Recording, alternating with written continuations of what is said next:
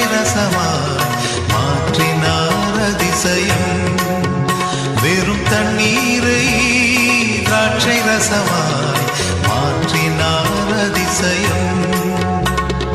அதிசயங்கள் செய்கிறவர் நம் அருகில் இருக்கிறார்.